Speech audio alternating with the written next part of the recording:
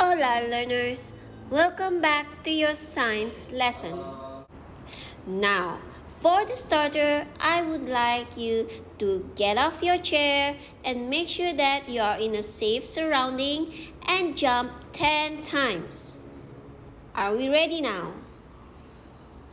Teacher, you may pause this video to allow learners to do their jump. Well done! So, what happened after you were jumping up and down? What happened then? Why would you land on the ground instead of floating off into space? Because it is a little something we call gravity. Gravity is what pulls everything towards the ground, including you. Gravity has been around since the very beginning of the universe, and it works the same way everywhere in the universe. Gravity is very important to our everyday lives. Without gravity, without Earth's gravity, we would fly right out of our planet. Nobody fully understands how gravity works, or even why gravity exists. You can't see gravity, but it's always there.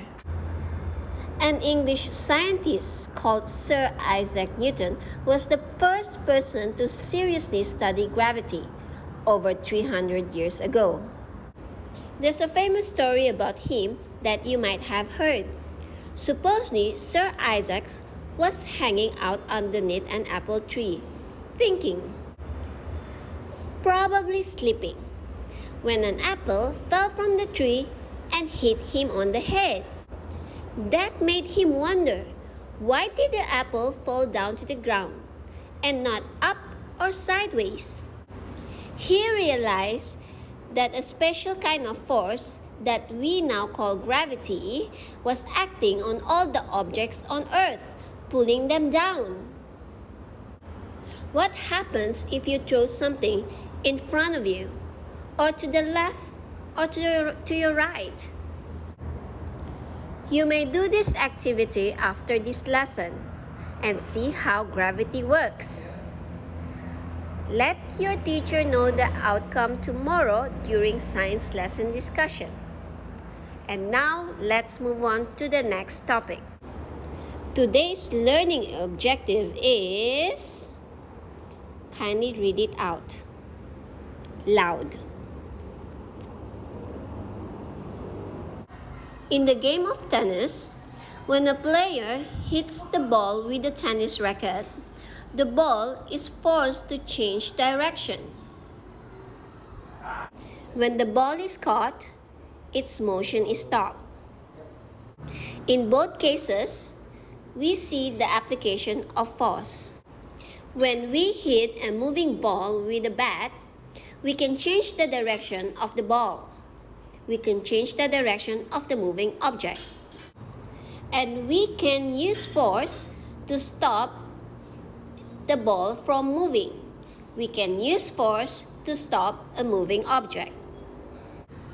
Let's see the different effect of force on an object. I'm going to use a clay and put it between my hands. I'll apply force on both hands. You will see that the clay has changed its shape. The force has changed the shape of the clay. Now, I'll take a toy car and push it. So the car is moving forward. If I place my hand in front of the moving car, the car will stop. Now, I'm going to use a rubber band. When I pull the rubber band with my both hands, the rubber band stretches longer. The size of the rubber band changed due to the force. So, based on the activity that I did just now, the conclusion is, when force is applied on different types of object, the object may change its shape. How can force be measured? You can use a device called force meter to measure force.